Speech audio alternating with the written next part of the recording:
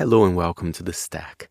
This week I had the pleasure to welcome to our studio Isis-Colombe Combréas, founder of Milk magazine and now editor-in-chief of the recently released Harper's Bazaar Intérieurs. We also look at how the American newspapers covered this election and what a second Trump presidency will mean to journalism. Enjoy the show.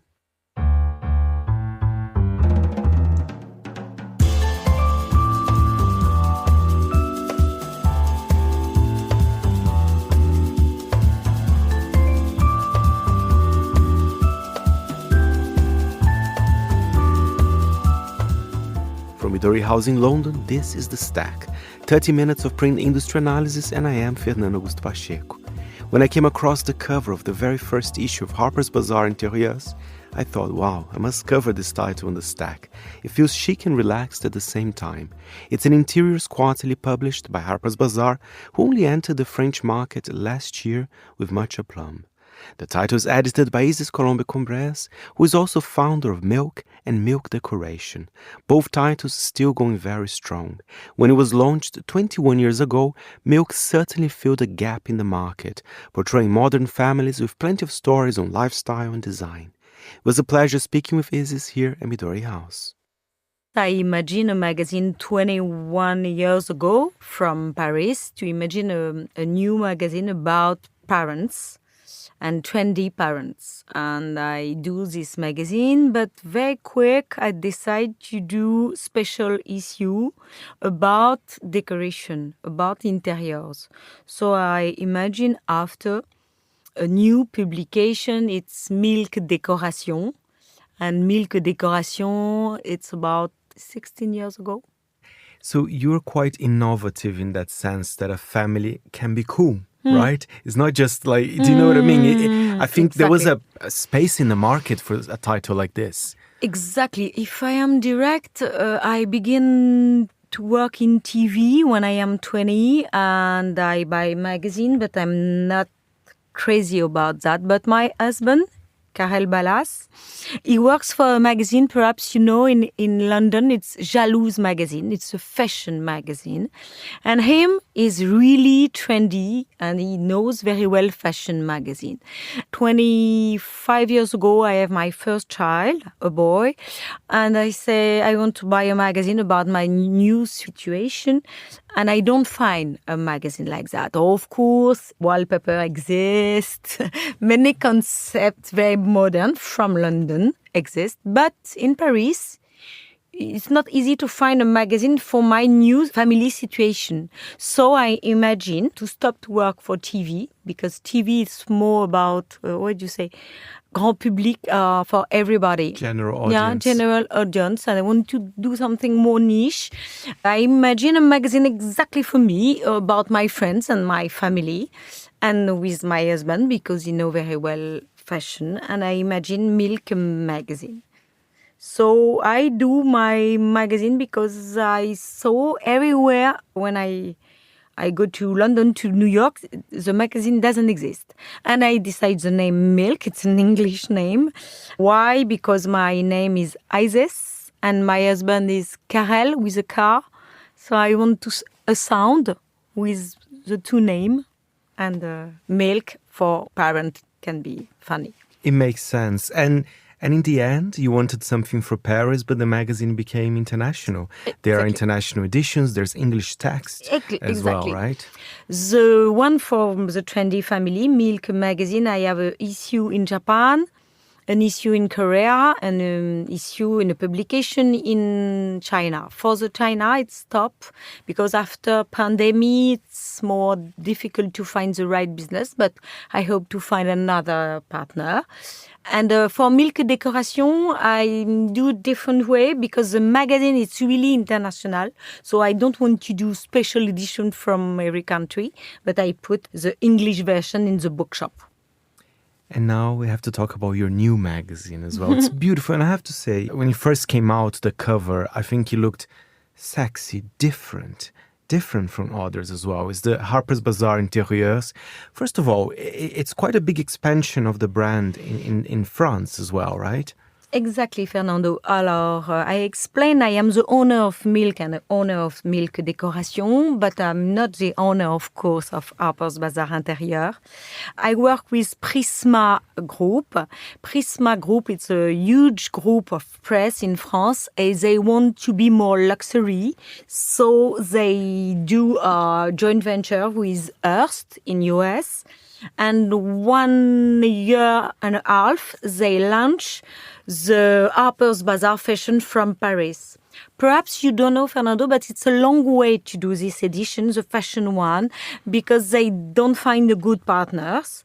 But Prisma, I have great idea to ask to Olivier Lalanne. Olivier Lalanne, perhaps you know, he works like 25 years with Condé Nast for Vogue Paris. So he has the mindset for imagine Harper's Bazaar fashion. 1 year and a half, they launched the magazine.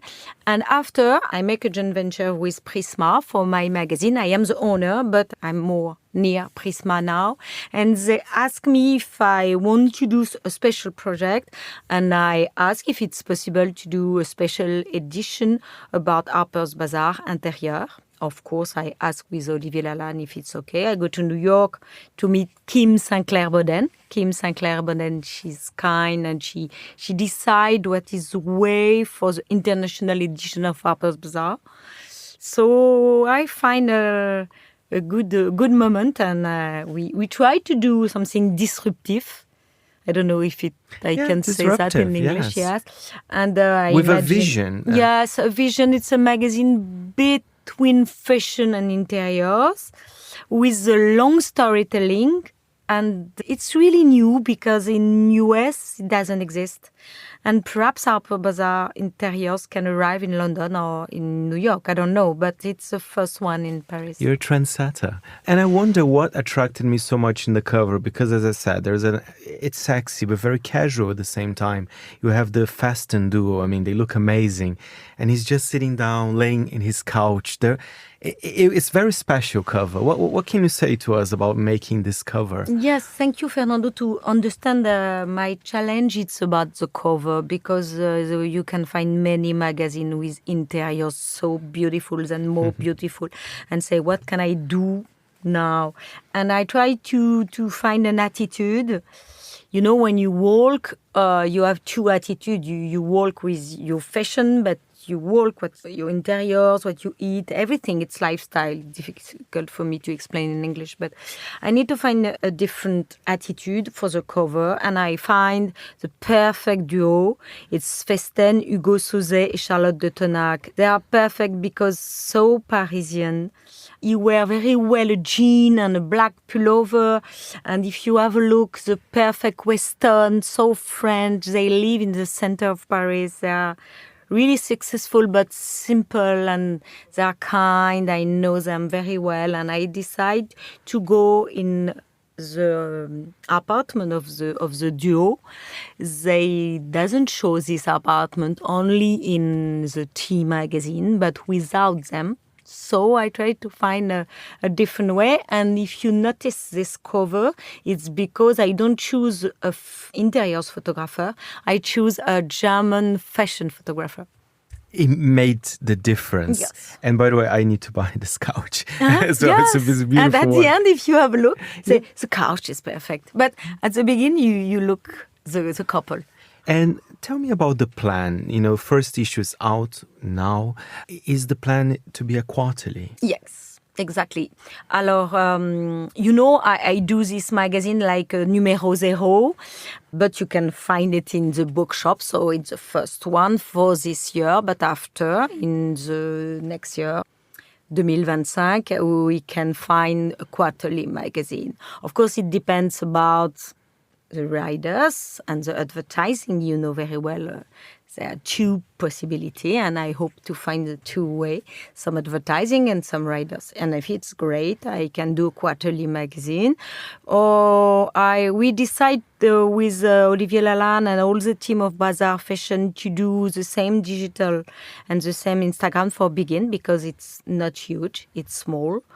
So we do together, but after we can imagine to have my own digital or Instagram. I don't know about that.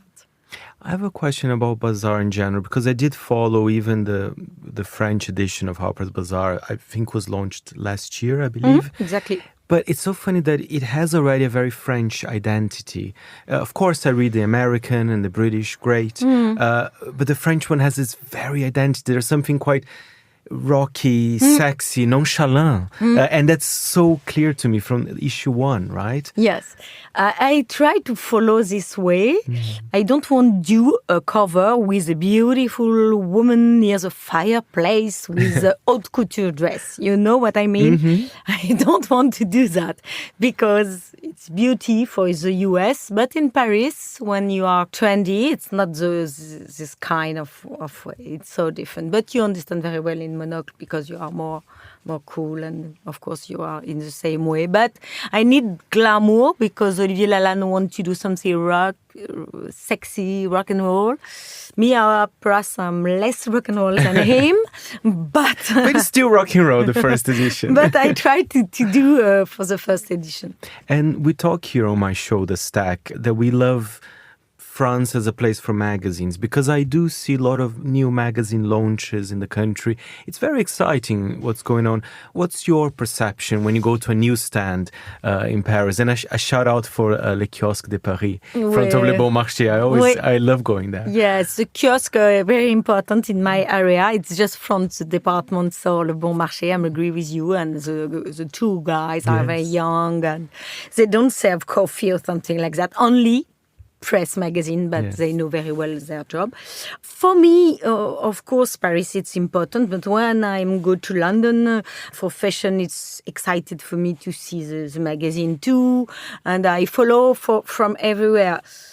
After I'm direct, it's not easy to launch a magazine, a paper magazine. It's more easy to launch a digital business. But I cross my finger, and I hope to find my way.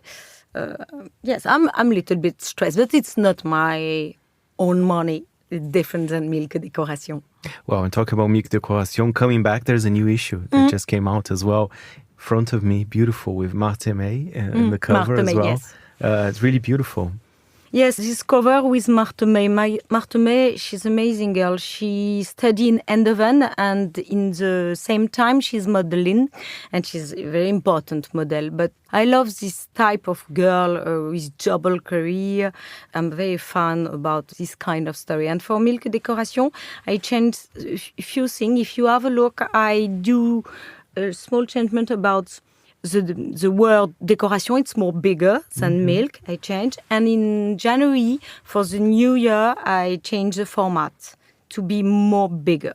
I want to change little things because everybody are crazy about Harper's Bazaar Intérieurs because it's a big format, and they say okay, but my magazine is important. So, but it's really and milk as well. Yes, milk will milk change. is it's milk big. Is already big. Yes, it's already changed a lot. But Milk Décoration is so different. Thank you very much. Isis-Colombe Combréas there. The first issue of Harper's Bazaar Intérieurs is out now, and so are the latest issues of Milk and Milk Décoration.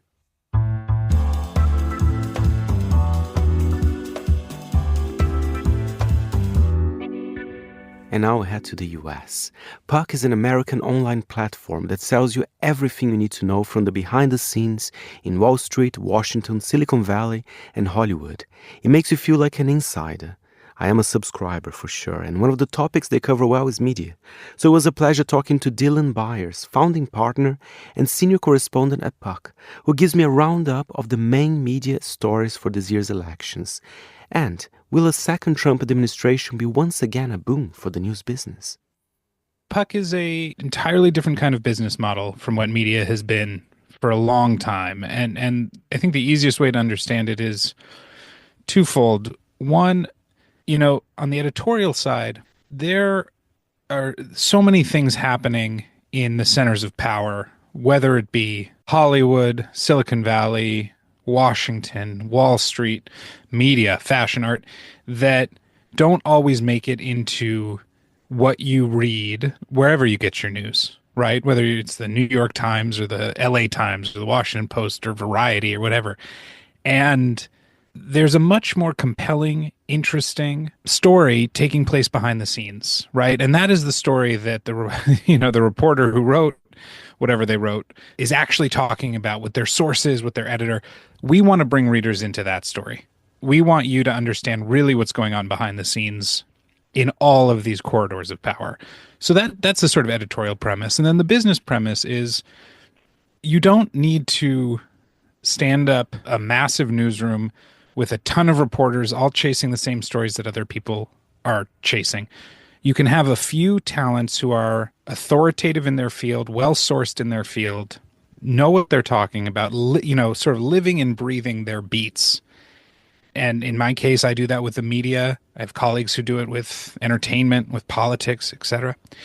And have those people just build the business around them, give them equity in the business, give them a real, financial stake and also a real sort of emotional stake, founder stake, and build the business that way. And I think in this current environment when, the media has become so fragmented and people really want to drill down on the areas that they care about and can be serviced that way, it's a really compelling business model. And I think, we're 3 years and change in and knock on wood, but so far things are going really well.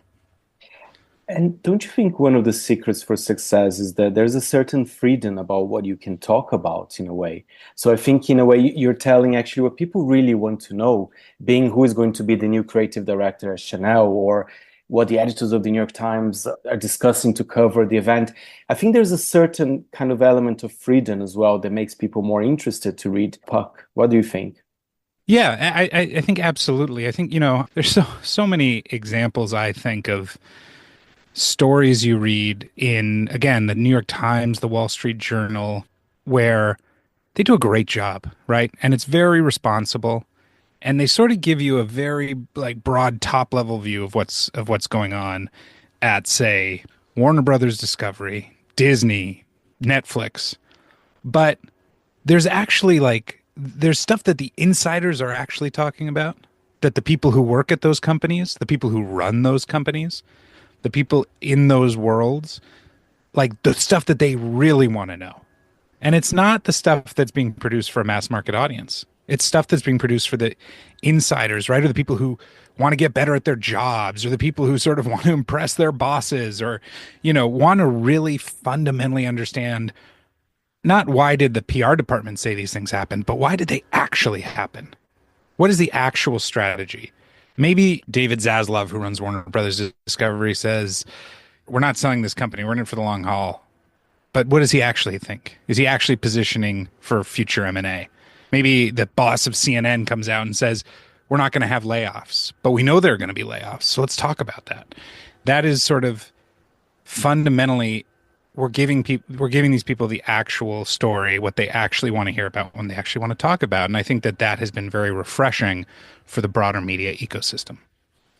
And I want to know, Dylan, who is the subscriber of Puck? Because of course, people in those industries, but you're saying that someone that wants to do better their jobs. Do you see that some of your subscribers, perhaps they're not necessarily in the world of entertainment or the world of media? Are you noticing different people being attracted to Puck now? Yes. Well, I think when we started, I think what we saw right off the bat, which was very, very reassuring, I would say, for a startup, we saw a lot of interest from the principal players, right? The key folks that we are writing about, the people in the C-suites, in the executive offices, the leadership, people sitting on the boards of these companies. They were interested, right? And then everyone who works for them then has to become interested. And there's sort of these concentric circles that work, and you work outward from there. And then I think you get an audience of people who are in the broader, in my case, again, the broader media industry, who say, okay, well, if the CEOs and the CFOs and the COOs and all of those folks are reading this, and all their assistants are reading it, and all the people, their direct reports are reading it, we should be paying attention to that as well.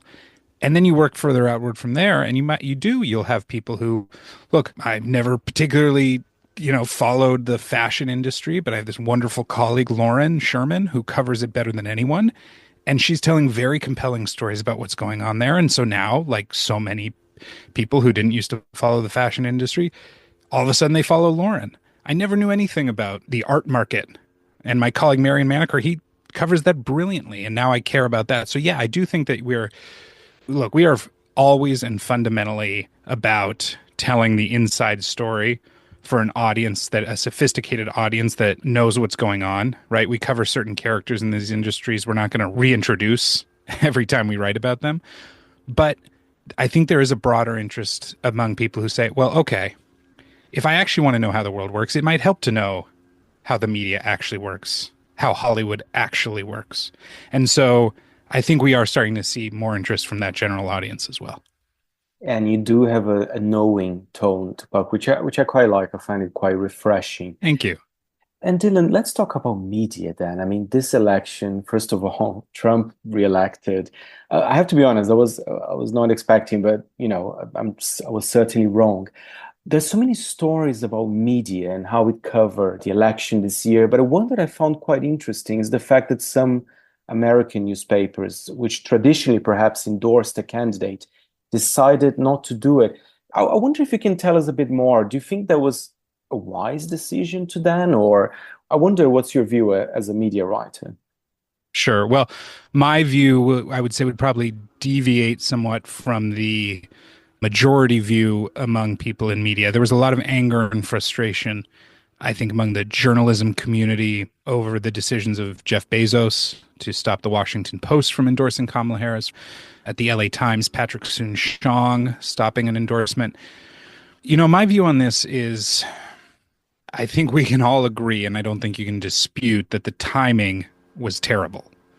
Doing it so close to the election, it gave the appearance of sort of a premature capitulation to Trump, right? A sense that Bezos, Soon-Shiong, these are guys who have to do deals with Trump or have relationships with Trump for other parts of their businesses. And it seemed as though, on the surface, as though they were trying to avoid any sort of retribution in the event, which now has come to pass, that Trump became president. I take a different view on this. I agree that the timing was really, really bad and showed a lack of foresight, which I think is very uncharacteristic for Jeff Bezos. I think the calculation had more to do with, at least I'll just talk about Jeff Bezos, not Patrick Soon-Shiong, because I've covered the Post's decision more closely.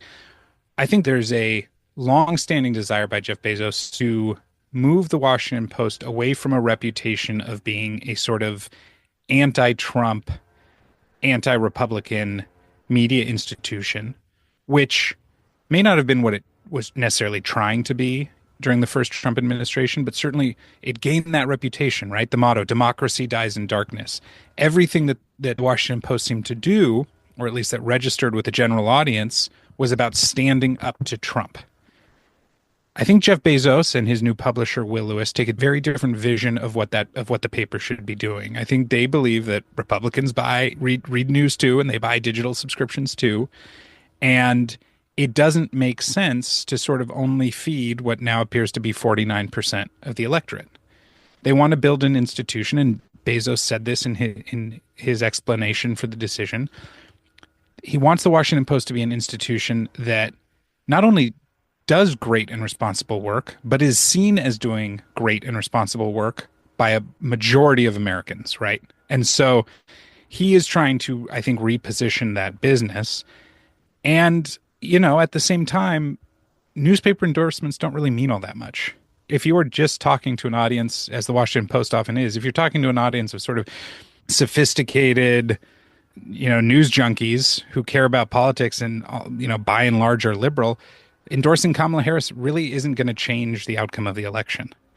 And so I think he saw an opportunity to say, all right, let us try to move away from that reputation and do something that is less partisan. He shouldn't have done it a week before the election or 2 weeks before the election. But outside of that, was it the wrong decision? I'm not so sure. Oh, very interesting. I actually do agree with you. What about this campaign? Do you think, were there any kind of dailies that you think did well, with an interesting coverage or I mean, I wonder what's your take, what's your personal view on this campaign? Of course, Puck did a very good job, I have to say. Well, look, I want to say that a lot of these legacy media institutions that are figuring out their business models and trying to survive this very transformative changes that are taking place in media, on the reporting level, they did a really great job. There was great reporting at the New York Times, great reporting at the Washington Post, great reporting at CNN. But the real standouts from a media perspective from this election were actually, I think, new players who, because of all the sort of challenges that legacy media is facing, these people have managed to sort of build brands that were a little more influential. I think really notably the podcast space.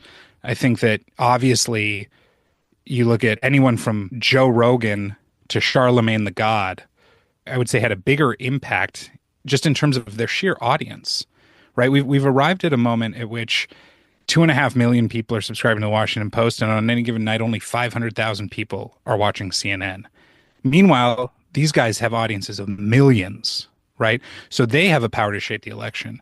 I think when we think about media, this election will be remembered in large part for Elon Musk. This was the first election after Elon Musk took over Twitter, and he aligned himself, obviously, with Trump and had profound influence on the outcome of this election. And then I think there are, again, these sort of smaller startups that here and there have sort of captured a little bit of the public imagination and have become places where, the people who have cut the cord and aren't watching cable or subscribing to newspapers still go to these places and to sort of get their filter on what's happening in the world. I think of, the Bulwark, which is a group of, lapsed Republicans from a old conservative magazine who sort of came together and said, we're going to be the sort of never Trump Republican, refuge for audiences. And I think of, even like a Barry Weiss figure, right, who really stood out this election. And then on the conservative side, you have to say, like, guys at the Daily Wire, right, hyper conservative, hyper pro Trump, certainly practically like malicious toward liberals and Democrats, but like they wielded real influence, right? I think in a way that for a younger generation is sort of like a new Fox News. So it's a transformative moment in media, and I think everyone's playing at a different scale here, but I think that there are the entire media landscape is so much more fragmented than it used to be. And you can't point to any one legacy outlet that owned it. It's actually this smattering of institutions, old and new, that are really driving the election. And looking ahead, you wrote a great column about, some people would presume perhaps that another Trump victory could be good, for news business, especially for the legacy media, because we saw that a little bit in 2016 with New York Times subscriptions going up and people kind of returning. They wanted to know a bit more because it was something so unusual. But from what I could read in your column, this is actually not going to be replicated necessarily in this new presidency of Trump, right? Yeah, I don't think so. Look, I think that what tends to happen is that when the Democrats win, that's really good for conservative media because they have their followers have a lot to get outraged about. And when the Republicans win, historically, that has been really good for liberal media, right? The best times for MSNBC were when Keith Olbermann was going against George W. Bush, when Rachel Maddow was going against Trump during the last cycle. Those are really good times for those organizations. In Trump 1.0, we saw legacy media that historically would have been thought of as sort of center left really take on the sort of resistance mantra and become avowedly anti-Trump, perhaps with good reason. But those institutions were on much stronger footing 8 years ago than they are today. 8 years ago, CNN was already growing its audience, growing its revenue. It was led by a very formidable president, Jeff Zucker. The Washington Post, already growing its audience, growing its subscriptions, led by a very formidable editor, Marty Baron. And then Trump comes in, and it's liftoff, right? And CNN reaches the best ratings in its history, and the Washington Post, like the New York Times, grows 50% year over year. This time around, these are much different institutions. CNN has been significantly weakened by cord cutting, by really terrible leadership over the course of the last few years. Its audience has declined dramatically, far outpacing the broader declines of the industry. The Washington Post has been losing, if it weren't laying people off, it'd be losing $100 million a year, and it's lost more than half of its readership. So do these institutions really have the heft, the influence, the relevance to become the sort of resistance again? And by the way, do they even want to? At CNN, the new ownership has decided that they actually might want to do a more down the middle thing. We talked about Jeff Bezos at the Washington Post. He might want a paper that's more accessible to a broader swath of the electorate. So I'm not sure we're going to see that same resistance playbook from these legacy players, at least. Certainly there will be others out there who will do that, and they might find some small version of success in that. But the overwhelming idea that traditional major media institutions were going to go against Trump and build big business on top of that, off of that, I think that's over. And I even look at a place like MSNBC, which is avowedly liberal, avowedly anti-Trump, avowedly resistance. You got Rachel Maddow now, who is only hosting her show one night a week and usually talking about her books and her podcasts. I'm not sure they have the muscle or even the muscle memory to mount a similar sort of resistance to Trump that they did 8 years ago. Thank you very much, Dylan Byers there from Puck. And if you're interested in joining Puck, go to puck.news. And that's it for this week's show. My thanks as ever to our editor, Jack Jewers. Any comments or queries, feel free to write to me, Fernando, at fpandmonocle.com. We're back next Saturday at 10 a.m. London time. Meanwhile, you can download the show on Apple Podcasts and Spotify. You've been listening to The Stack. I'm Fernando Augusto Pacheco. Until next time, it's goodbye from me.